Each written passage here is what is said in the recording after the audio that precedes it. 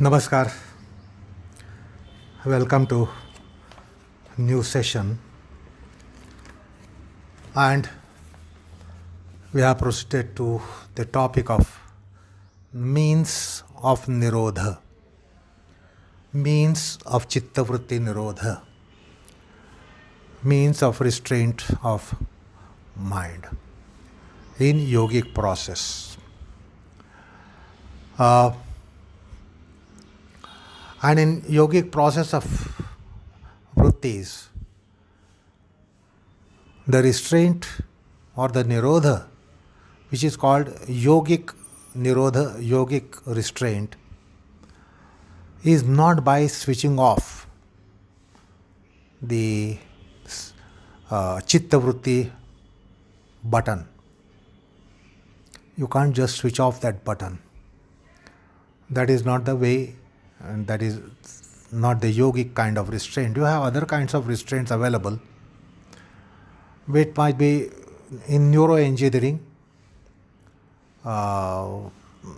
anesthetic techniques, or some drugs by which the psychological chittavrittis can be restrained.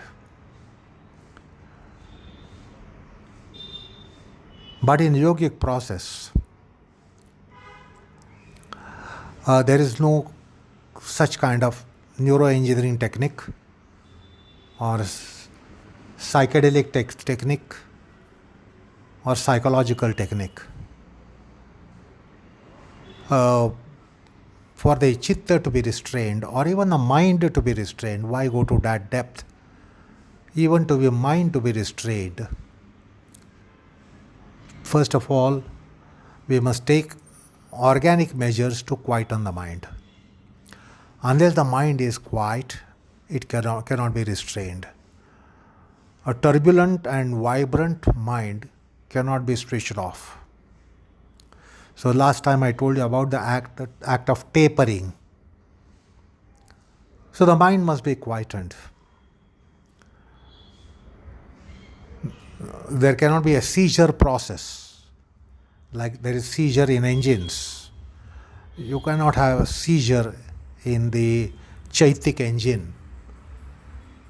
So the mind has to be quietened organically. And the mind must be sublimated, ennobled.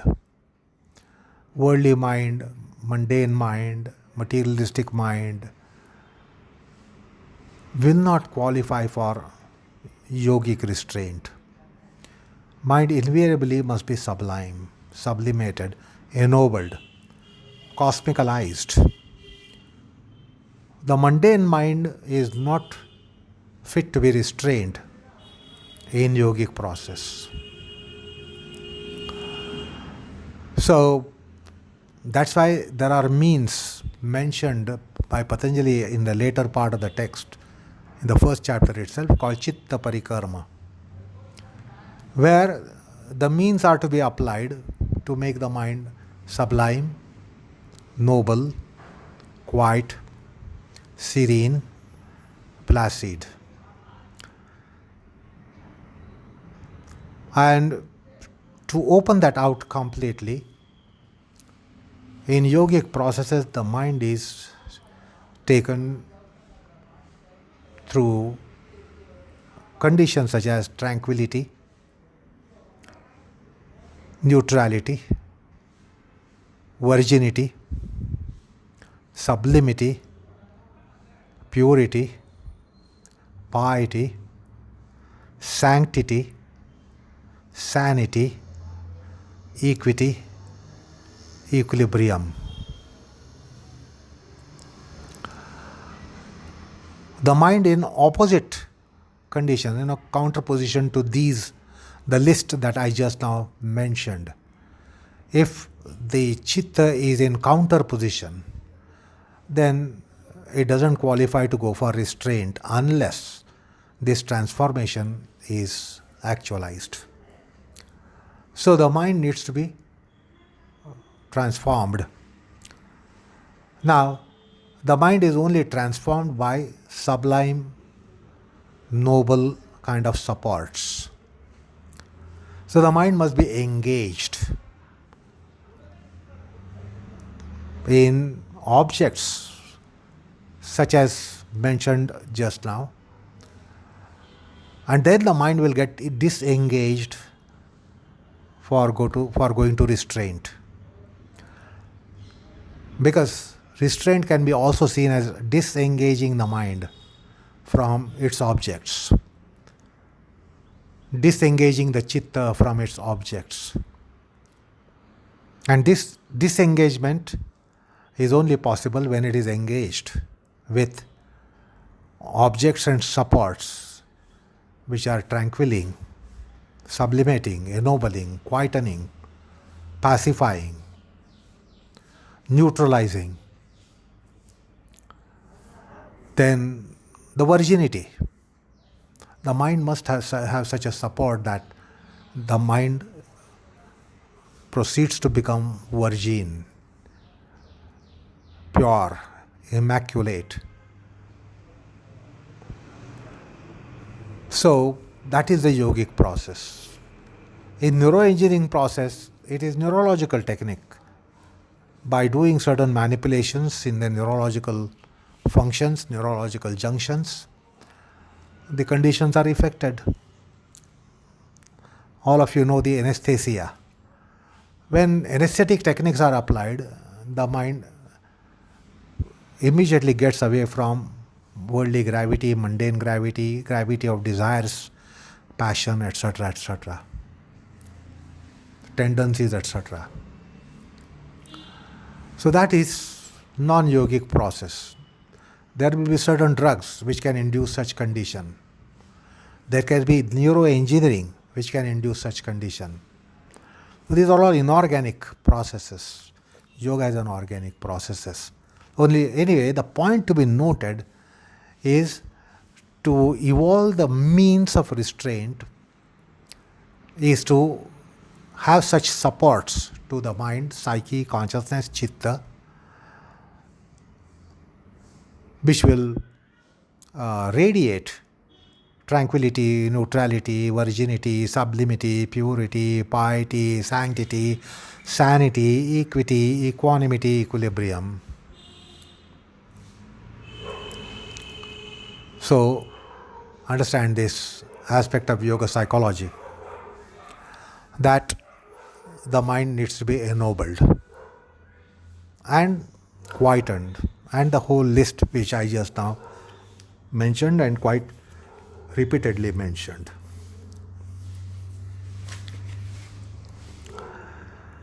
Now these supports are needed, as I said, that such supports need to be taken. Now what are these supports? Patanjali introduces us to these supports by concept of abhyasa and vairagya. Abhyasa is be steadying the mind, quietening the mind, pacifying the mind, rarefying the mind. So, that is what is abhyasa. Therefore, I said it should not be translated literally as practice.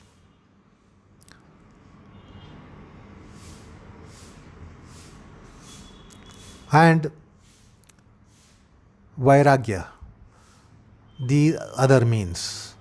And therefore the sutra is abhyasa vairagya abhyam tannirodha.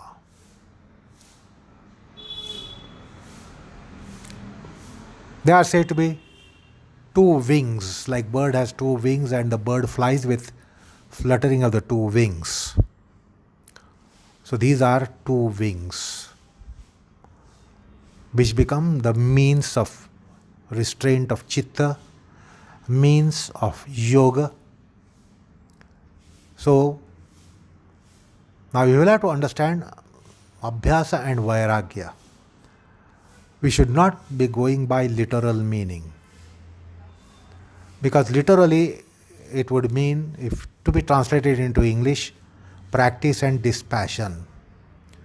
So there will be a flaw in translating that way.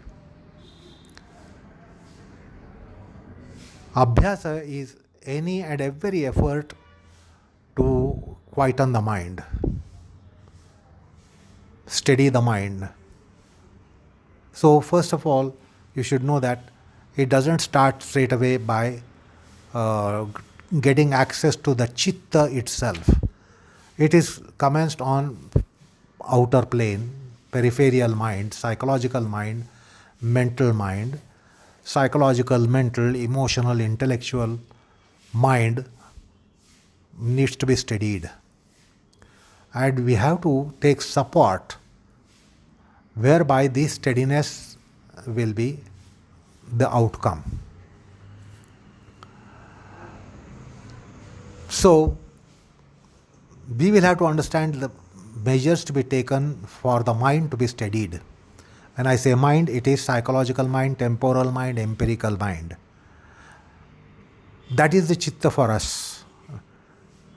We don't include the entire depth of chitta, which I have been often telling you, repeatedly telling you. It has ocean depth, unfathomable depth. But then, to be reaching the depth, we must first reach the surface. We must reach the surface, penetrate the surface, and then we go to the depth. So, for us, we can say anything that quietens our clinical mind, which is an object for us to understand. That it is like this. We don't just get angry. When we get angry, it's not that we just get angry. We know that we are angry. We know that we have anger. So when we have passion, craze, delirium, it's not that we just have it. So it is possible that we will know it. In case of infatuation, delusion, we will not be able to know. We are not able to know, but however, it is a knowable thing. Like angry mind is knowable. When you are angry, you are not merely angry, you know that you are angry. Not only that people around you know that you are angry, you yourself know that you are angry. And many times we make an expression, I am angry. I will get angry. I am angry. So also, we don't just experience pleasures. We know that we are experiencing pleasure. We know that we are in pleasures. If we are having sorrows, it's not that we are only in sorrows, but we know that we are having a sorrow, we are in sorrow. So, that means our state of mind can be known. Similarly, if the mind for any reason is steadied or quietened, it's not that the mind is merely steadied or quietened, we know that mind is quiet. So whenever your mind is quiet, you will know that your mind is quiet. Whenever your mind has turbulence, you will know that your mind has turbulence. Whenever your mind is mercurial, you will know that your mind is mercurial, supermercurial. So the mind can be read. And of course, the mystery is that who reads? Mind itself reads the mind. Mind is itself is in delight, and mind itself knows that it is in delight. It is enjoying a delight. The mind gets angry. But then what and who knows that the mind is angry? Mind itself knows that it is angry. So the mind is divisible, and when the divided mind only tells that the mind is angry, mind is happy, mind is sorrowed, mind is unwell, mind is disturbed, or mind is composed. So these are the states of the mind that we do not just have them, that at times we are composed, at times we are disturbed, at times we are turbulent, at times we are in delights, at times we are in sorrows, but we know that we are in that. So these are the states where we know what is the state of our mind. Exception being the delusion, etc. When we are deluded, we really do not know that we are deluded. When we have infatuation, we do not know that we are in infatuation. So, the point is, we are going to monitor our mind. We want the mind to be quiet, mind to be serene, mind to be sublime, mind to be tranquil, mind to be sedate, mind to be passive, mind to be having those qualities which I have been repeatedly telling you: tranquility, neutrality, virginity, sublimity, purity, piety, sanctity, sanity, equity, equanimity, equilibrium. So, all those measures which make the mind like that are called abhyasa. That is the definition of abhyasa. Patanjali is not mentioning just abhyasa to be taken in literal sense. So he says, tatra sthitau yatnaha abhyasaha. Any effort to be steady the mind, be calm the mind, is called abhyasa. Now don't be naive in thinking that doing your set of practice of yoga is abhyasa, because your mind is also quietened by some other means, like satsanga. In satsanga, if you are listening to a gospel by your guru, gospel by a knowledgeable person, saintly person, sagely person, giving a pravachana, and then your mind is quietened. So even listening to that, Sat Sangha, Sattva Sangha, Satya Sangha, which we have discussed earlier.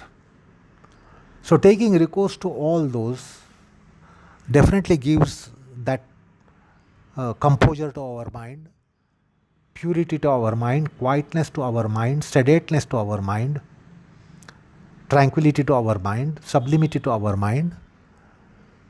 So, as I said, for Nirodha, sublimation is an important thing. So, wherever your mind is sublimated, you will never come across a condition that the mind is sublime but the mind is vibrant, turbulent.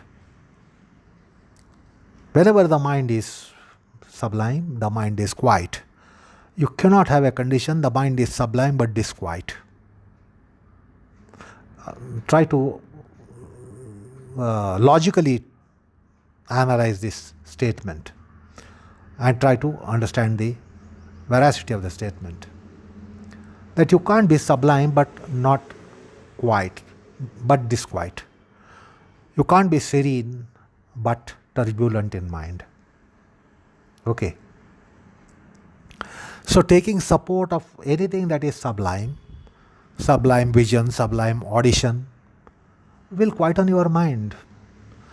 You can't say that your object of mind is sublime, but you are in turbulence or you are extremely vibrant. So that is also abhyasa.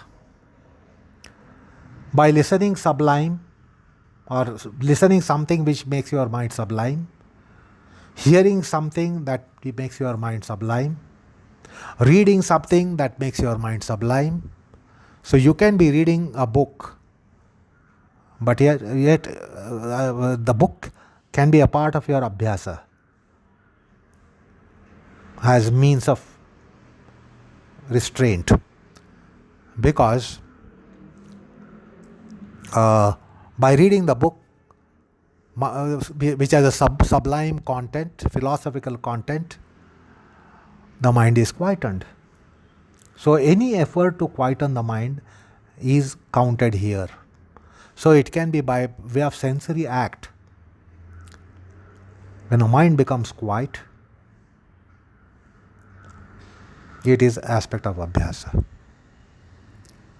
Now, the mind should become quiet by not any other means, which, as I said, could be medicinal, could be drugs, could be herbs, etc., which today you are aware of these things, what we call as psychedelic drugs, but by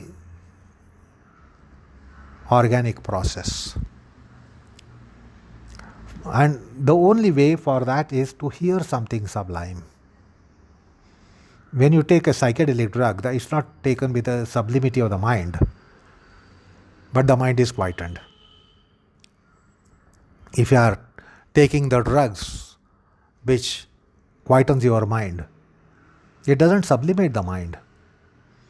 Therefore, neuroengineering techniques or the drug and herbs and such techniques will not be abhyasa, although they quieten the mind, because they do not quieten by that material of sublimity. The material of quietening the mind should be sublimity and sublime. And that is organic process. Others are inorganic processes.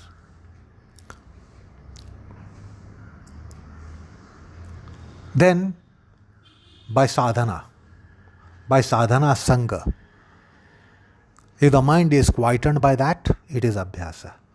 If the mind is not getting quietened by whatever you do as your sadhana or as your sadhana sanga, will not be abhyasa. So nama japa, mantrocharanam, mantra japa, nama japa, this should, if they give you quiet condition or restrained condition, then they would be counted as abhyasa. So nama sadhana would become abhyasa. Mantropasana would become abhyasa. Mantra shravana will become abhyasa. Mantra patana will become abhyasa, because that is quietening the mind, which has material of sublimity, material of the nature of sublimity. Then that also becomes abhyasa. Shastra sanga, reading Bhagavad Gita, reading Upanishads, then contemplating on the subject matter of Bhagavad Gita, subject matter of Srimad Bhagavatam, subject matter of Vedanta, subject matter of Upanishads. When that quietens your mind, if that steadies your mind, then that is also abhyasa. So it is not abhyasa that perhaps you have that indoctrination, do this and that, do some asanas, do some Surya Namaskar, do some yogasanas, do some pranayam. That is not only abhyasa, because you don't see any abhyasa outside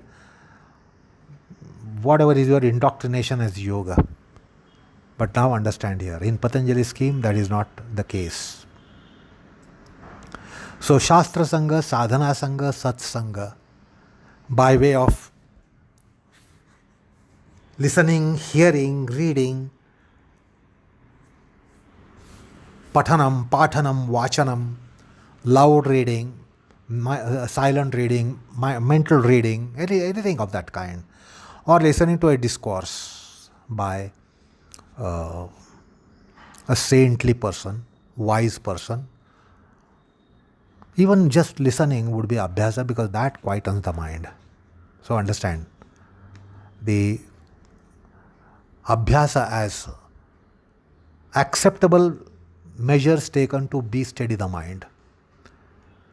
The yogic process of be steadying the mind, which is by satsanga, sadhana sangha, shastra sangha. Then also indirectly it will also count satvik ahar, vihar, achar, vichar. It may not be immediately working, but it will develop potentials for your mind to become quiet.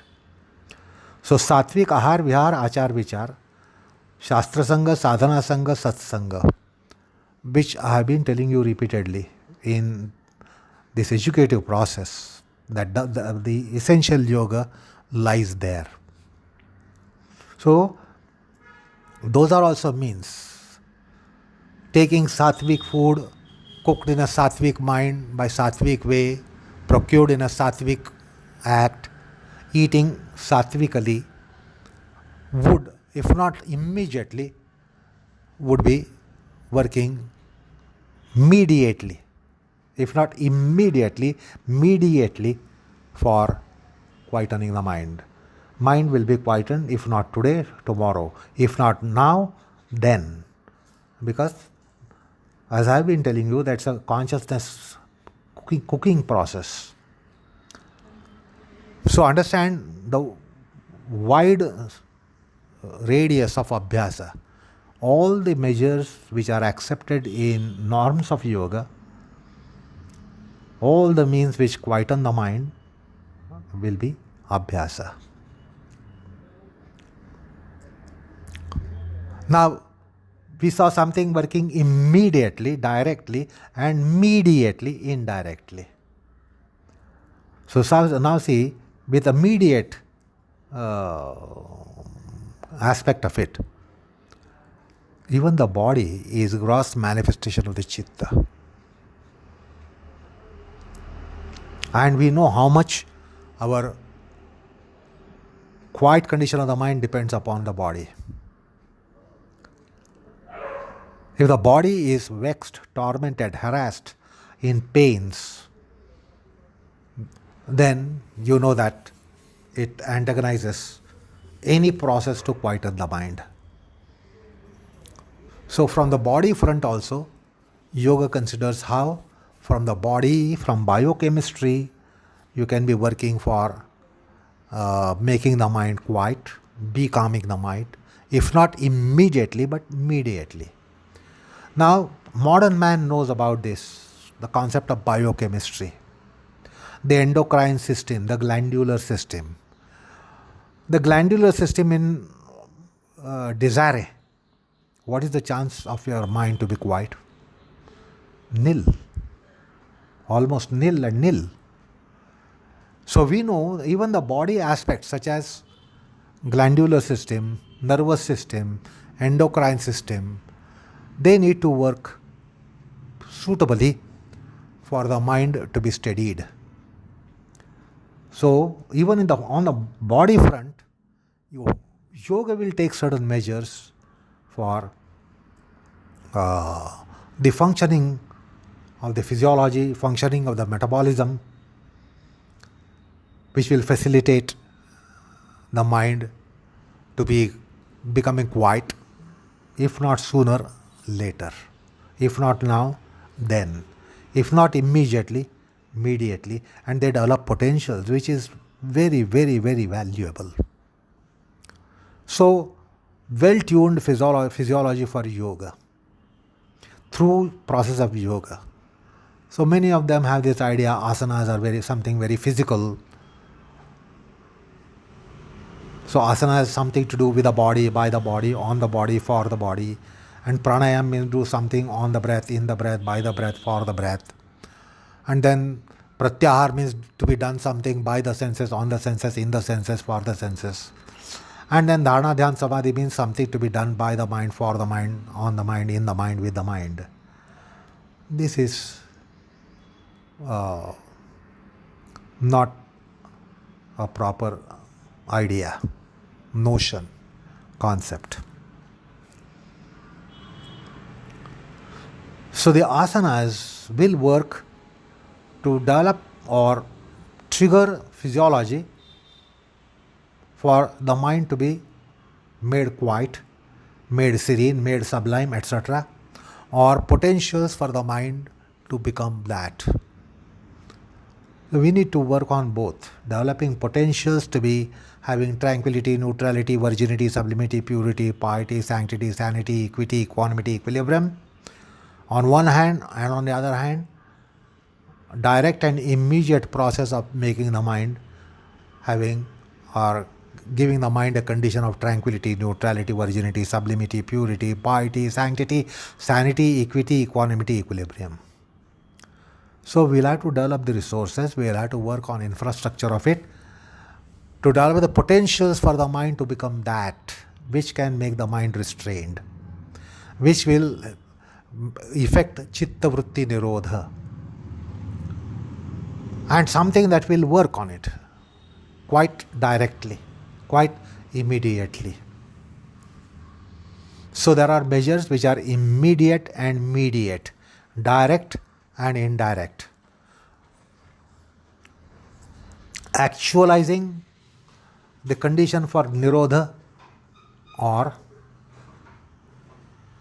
creating potentiality for the chitta to get nirodha. So this is abhyas. And then right from the body gate, outer gate, the body gate, corporeal gate, there are measures for abhyasa. In the sense,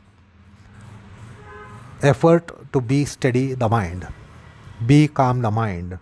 From there, to be steady the chitta and be calm the chitta. So, yogic process, yogic technology will also consider body. It will not neglect the body. Like many of the idealistic philosophers have this tendency to neglect the body, overlook the body, downlook the body, downplay the body,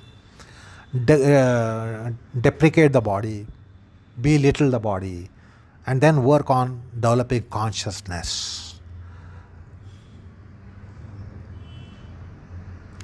Yoga is not such an idealistic philosophy.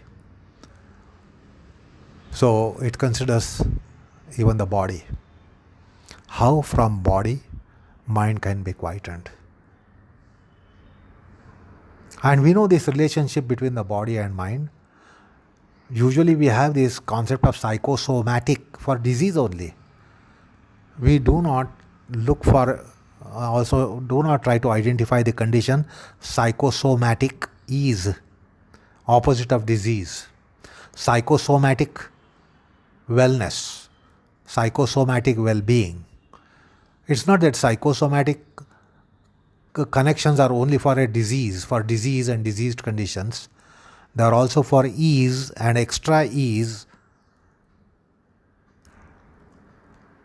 And asanas open that for you as to how your body can be an instrument to quieten the mind, steady the mind, sublimate the mind, ennoble the mind. So in associated conditions, they can work for each other. So abhyasa also includes some seemingly physical practices. And therefore they are not really physical practices, they are chaitik practices. Like for argument's sake, somebody can have a cavil. What is the point in standing on the head? In what way the standing on the head is going to quieten the mind? Or what is the point in going for any contortion? In those 8.4 million yogasanas, there are some of the asanas where you will come across contortions. So, it will be cavil for an ignorant, uneducated person arguing that how this contortion can work for abhyasa potential. But the thought process, which is not having any prejudices, will certainly divulge you that it might be contortion of the body, but it can work for potentials. If not a direct, quiet condition of the mind, it can develop in potentials which will work indirectly. So, understand the abhyasa. So there will be practices of abhyasa, asana, pranayama, japa, dhyana. So also, in wider perspective, satsanga, sadhana sanga, shastra sanga, satvik ahar, vihar, achar, vichar. Lifestyle, what we say, what we call as lifestyle. So that will also contribute, if not sooner, later, to develop abhyasa potentials. So anything that quietens the mind or develops the potentials to quieten the mind should be circumscribed here. So that's the abhyasa. And even asanas, as yogasanas, not as postures. When you do, you know the difference between the state of mind which you have now and after asanas such as Shirshasana, Sarvangasana, Halasana, Janu Shirshasana, Viparita Dandasana, where they work on the mind. And they can positively work on the mind, provided you know the technology of it. So, Do not just construe that only asanas that you might practice and pranayam that you might practice or what you call as meditation that you might practice is abhyasa. Even reading Upanishads, studying Upanishads, contemplating on Upanishad, precepts of Upanishads, thought process on Upanishads will have potentials for quietening the mind. If they don't even quieten there and then, actually, they will develop potentials for chitta vritti nirodha. So find out what all you have got to count in abhyasa. Effort to be steady the mind, to effort to be steady the chitta.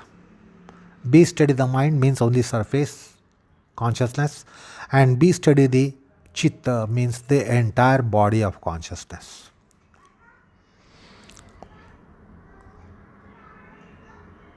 So, understand the word abhyasa here, which has been defined. So, we have no business to render it literally. Then vairagya, again rendered as dispassion. Now, that is not right rendition. Vairagya is not dispassion, or vairagya is not renunciation. Vairagya is not give up this, give up that, give up everything.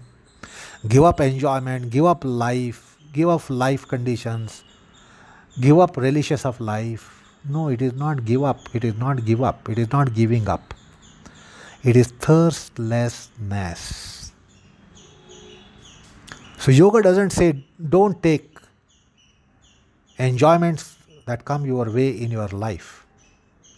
It says you can have it, but see that you do not have thirst there. If you have thirst, it's going to disturb the mental structure. Thirstlessness, trishna, vitrushna, viraga. That means you can still enjoy what comes in your life, but not with that inflated attachment, inflated passion, lust, greed, thirstlessness. So, the philosophy speaks about Ishavasya Vritti.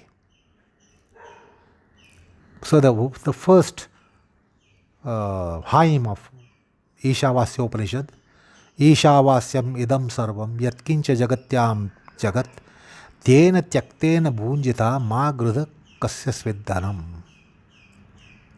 So, we can be taking all those. It is not that you should be antagonizing pleasures and delights and happiness in your life,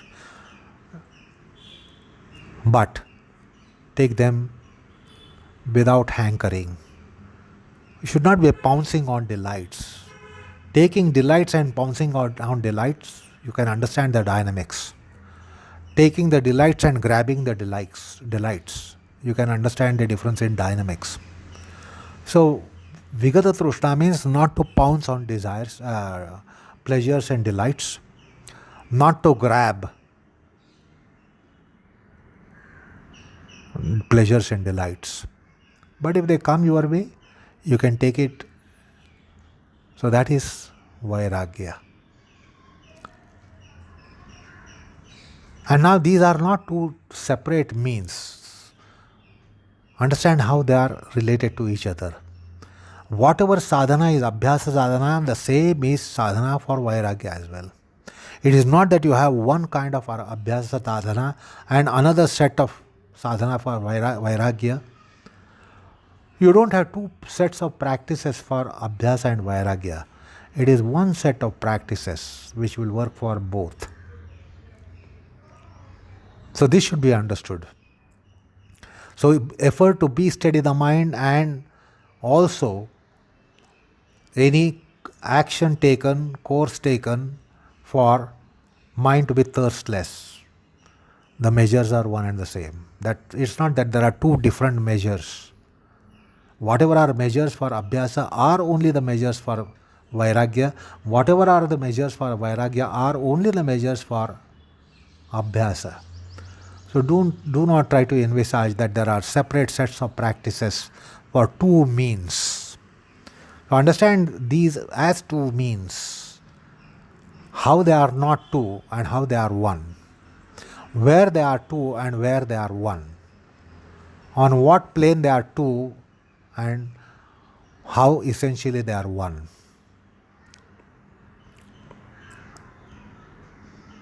So also, the question, you might ask a question, what to do for Vairagya? Again, for Vairagya, Satsanga, Sadhana Sangha, Shastra Sangha, Satvik Ahar, Vihar, Achar, Vichar. They are mutually contributing for each other. If your Abhyasa potential goes up, the Vairagya potential too goes up. If the Abhyasa caliber goes up, your Vairagya caliber goes up. If your Vairagya caliber goes up, your Abhyasa caliber will go up. There won't be parity. That Abhyasa caliber has gone up, but not the Vairagya. Then that is pseudo practice. That is pseudo kind of quality of the practice. They will commensurate. There will be always a parity between Abhyasa potentials and Vairagya potentials, because one and the same thing will work for both the potentials. That's the relationship between the two, where we can also say that they are two but not two, they are two but one. Because what you do for Abhyasa is the same thing works for Vairagya. What you do for Vairagya, same thing works for Abhyasa. So this relationship between the two must be understood. The two are not really two. Abhyas sadhana itself is Vairagya sadhana. Vairagya sadhana itself is Vairagya sadhana. One and the same sadhana is both Abhyas sadhana and Vairagya sadhana. So certain these aspects should be conceived when we are going to consider the means of restraint or means of chitta vritti. So chitta vritti upaya is also in pedantics, in pedagogy, called as yogopaya. Because yoga is nirodha. Nirodha is yoga. So whatever is the nirodhopaya, whatever is the means for restraint, itself is means of yoga itself. Restraint and yoga are not two different things. So Abhyasa Vairagya are Chitta Vritti Nirodhapaya, Abhyasa Vairagya are Yogopaya, upaya for yoga as well. So we will have to understand the paribhashika artha, that is applied meaning, technical meaning here of Abhyasa and Vairagya. So finally, let me tell you for this session today, see, the more the mind is outgoing, the more it is going against the measures of Abhyasa. The more the mind is outgoing, the more the mind is exhibitive, the more the mind is going for exhibitiveness, the more distant we are going from Abhyas. We are going distant from Vairagya. So try to analyze these words, concepts, that there are two states called Antarmukhi and Bahirmukhi. Antarmukhi and Bahirmukhi, outwardliness of the mind and senses, and inwardliness of the mind and senses. So when the mind goes more and more outwardly, it becomes more worldly. When it becomes more worldly, it is more prone to dualities, strong dualities also, oscillating dualities also. So that will be not at all means of Abhyasa and Vairagya, or practices for Abhyasa and Vairagya. So Understand, yogic process is always antarmukhi process, not bahirmukhi process. So that will help you understand the culture of yoga, culture of practices to be embraced. That it should encourage not bahirmukhata but antarmukhata. See, the psychological analysis will tell you that the bahirmukhata will win you away from abhyasa sadhana, vairagya sadhana. Antarmukhi will facilitate abhyasa sadhana and vairagya sadhana. And yoga is a process of antarmukhi, inwardliness, infacedness. And therefore all the yogic processes make you inwardly. There is no yogic process which makes you outwardly. Outwardly mind will be unsteady. If it is steadied, it will become, if it is a steady mind, it will become unsteady. If it is already unsteady, it will become more and more unsteady. So that's what the mundanity does, worldliness does. The more we go outwardly, the more we are worldly, like materialistic man is, or what so-called practical-minded man is, who makes the mind go outwardly. And that means we are detonating whatever quietude we have in our mind, that is detonated. And then if you go inwardly, it is reinforced. So also we should know about the mind culture. Bhagavad Gita in the 6th chapter, Arjuna tells Krishna, when Krishna is suggesting about quietening the mind in the 6th chapter, which is Abhyasa Yoga chapter. So he explains how yogis' minds work, how yogis' mind evolve, how the mind of a yogi is to be evolved, how the mind for yoga is to be evolved. So the whole yogic precept has come in the 6th chapter. In the middle of it, in the 34th verse, Arjuna puts a very genuine question. He says, it's all wonderful to hear. Quiet mind is wonderful mind. Quietening the mind is wonderful effort on our part. It's a wonderful culture. Yes, but then he says, Krishna, chanchalam hi manah Krishna pramati balabadrudam tasyaham nigraham manye vayoriva sudushkaram. He says, what is this, Krishna? What are you telling me about quietening the mind, yogi's mind, steady mind, etc., etc.? The mind by its nature is fugitive, mercurial, supermercurial. Mind is chanchalam and also pramati. The mind is extremely naughty. The mind is almost a Vendal within ourselves. And very, very strong even. It's a very strong Vendal, the mind, that no measures can really be taken. We know our mind problems and how poor we are in taking any measures on our mind states, mind conditions. So it is very, very balavat, very strong and drudam. It's very firm. Pramathi. These are wonderful predicates that Arjuna has selected. And tasyaham nigraham manye vayuriva sudushkuram. It is sudushkura.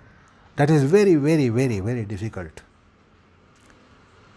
to be restraining such a mind. It is almost like controlling the wind. We can't control the wind. We can use the wind like it happens in ocean. Earlier days when the ships, when they were sailing in oceans, they were using the wind. They could not be restraining the wind. So wind cannot be restrained. And you are asking me to restrain wind like mind. Then Krishna replies, Asamshayam mahabaho manor durnigraham chalam. Undoubtedly, the mind is difficult to restrain. Durnigraham. You can't do the nigraham easily. It is very, very chalam. It is very, very fugitive, mercurial. I know that. Abhyasena to kaunteya vairagyena cha gruhyate. However, it is not impossible.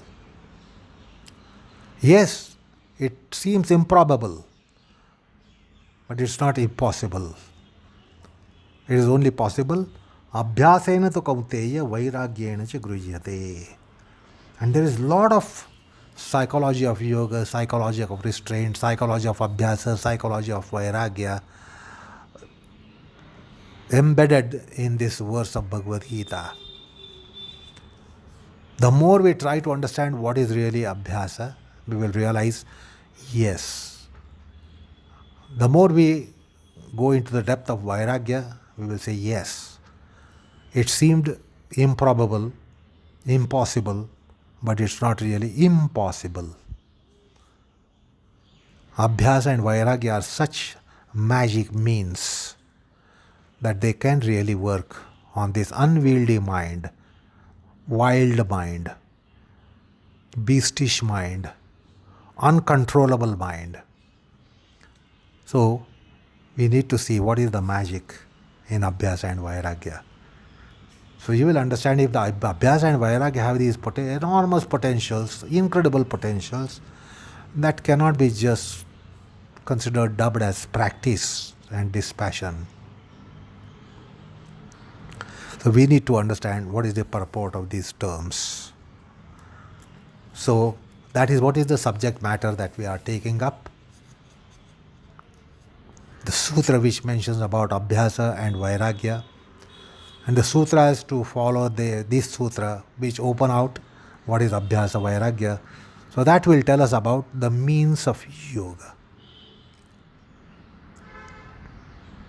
And these means of yoga, when applied and when the mind is restrained, that is yoga. When these means of yoga are not applied, and even if there is a restraint, that is not yoga. Have you heard this properly? So let's try to understand these. Abhyasa vairagya means, measures for chitta vritti nirodha. But enough for the time being. We'll continue this topic in next and some following sessions. Namaskar all of you.